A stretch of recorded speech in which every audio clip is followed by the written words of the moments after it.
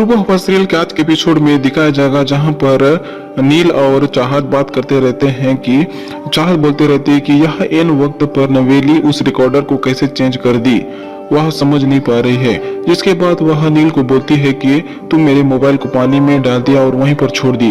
अगर हम रिकॉर्डिंग और सुनते तो हमें पता चल जाता कि उसमें और कुछ और था या नहीं। जिसके बाद नील बोलते रहता है तुम मेरे बहन पर फालतू ही शक मत करना।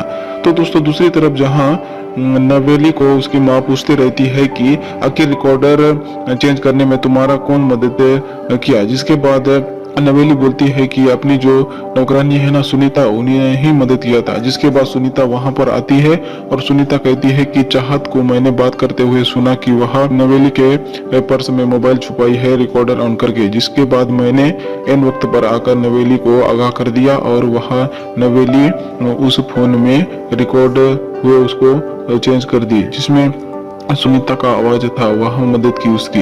जिसके बाद फिर नील की मामी बोलती है कि सुनीता तुमने अच्छा साथ दिया, ऐसे ही हमारा साथ देते रहना।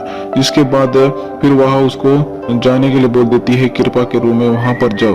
तो दोस्तों उसके बाद वह नवेली को बोलती रहती है उसकी मम्मी की तुम नौकरों पर इतना विश्वास मत करना, क्योंकि यह नौकर जिधर पैसे ज्यादा मिलते हैं उधर घूम जाते हैं, उस पर ज्यादा विश्वास मत करना।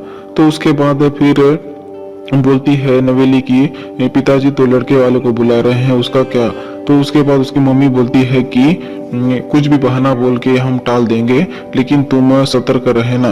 तो दोस्तों उसके बाद चाहत को व्यास जी बुलाते रहते हैं। तो उस दौरान फिर चाहत बोलती है कि आ रही हूँ व्यास जी। तो वह उसका लिपस्टिक ज्यादा हो जाता है। जिसके बाद नील उसको हाथ पकड़ लेता है और लिपस्टिक को निकालने की कोशिश करता है, लेकिन चाहत बोलती है कि ये क्या कर रहे हो। तो उसके बाद दोनों के बीच रोमांटिक सीन होता है, वह उसको खींचता है तो चाहत उसके ऊपर गिर जाती है। तो उसके बाद व्यास जी और बुलाते रहते हैं तो चाहत व्यास जी के पास चली जाती है। तो दोस्तों उसके बाद व्यास जी चाहत को बुलाते हैं और उसके बाद फिर जो जमुना प्रसाद होते हैं वह बोलते हैं कि तुम यह काम तो कर लोगी ना, क्योंकि लड़के वाले आ रहे हैं नवेली को देखने। तो फिर चाहत बोलती है कि हाँ मैं कर लूंगी, मैं संभाल लूंगी, क्योंकि मैं नवेली की भाभी नहीं उनकी बहन टाइप की हूँ, तो मैं उसके देखने और लड़के देखने आने उसमें कमी कैसे रख सकती हूँ। तो उसके बाद फिर जमुना प्रसाद बोलते हैं कि अगर तुमसे नहीं हो पाएगा तो मैं पूरा काम कर लूंगा। तो चाहत बोलती है कि मैं कर लूंगा। जिसके बाद फिर व्यास जी बोलते हैं कि अच्छा तुम लड़के वालों से कुंडली लाना बोलना मत भूलना, ठीक है। उसके बाद फिर जमुना प्रसाद बोलते हैं ठीक है मैं फोन करके उनको बोल देता हूँ। तो दोस्तों उसके बाद जमुना प्रसाद वहां से चला जाता है। तो व्यास जी किचन में जाते हैं तो वह देखते हैं कटोरी मन को। तो वह बोलते हैं कि जब उन लोग आएंगे ना उन लोग को इसमें चाय वाय नहीं पिलाना है, मेरी सरस्वती विशेष कार्य के लिए वहां पर कप रखती थी तो उसको निकाल लो। जिसके बाद चाहत स्टूल लग के निकालने वाली होती है तो फिर व्यास जी बोलते हैं कि तुम्हारे हाथ में तो छाले पड़े हुए हैं, तुम मत निकालो। वह सुनीता को बुलाते हैं और बोलते हैं कि सुनीता तुम ऊपर चढ़ो और वहां से कप निकाल के दो और साफ कर देना।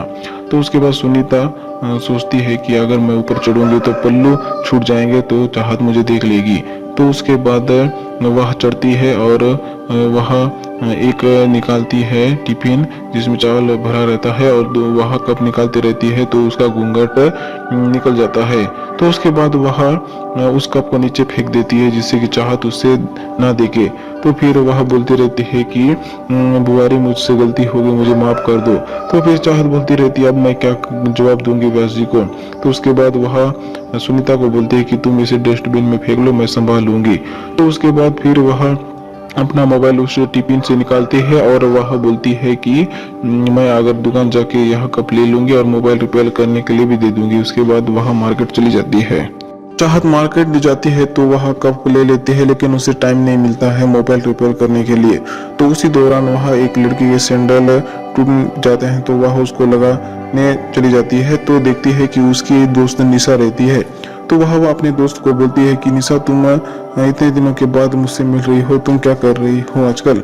तो वह बात करते रहते हैं। फिर वह बोलती है कि तुम साड़ी वाड़ी पहनकर क्या कर रही हो, तुम तो अपने पिताजी के हॉस्पिटल में काम कर रही होगी, ऐसा निशा बोलती है। फिर चाहत बोलती रहती है कि मैं अभी बस एक फंक्शन के लिए ये साड़ी पहनी है। उसके बाद वह फिर बोलते लगती है कि पोस्ट ग्रेजुएट का डेट आ गया है। निशा बोलती है तो वह अच्छा कब है, तो वह फिर चाहत बोलती है कि कब है करके, तो फिर निशा बोलती है कि इसी महीने होने वाले हैं। तो दोस्तों उसके बाद चाहत आ जाती है घर, तो उसके घर में देखती है कि वह निशा के ही सैंडल हैं। तो फिर वह देखती है कि फिर वह सोचती है कि इस मेरे दोस्त को बस ये घर मिलना था, उसी का भाई होना था नवेली के लिए। तो फिर वह सोचती है कि अगर मैं चली जाऊंगी तो मुझे निशा पहचान लेगी।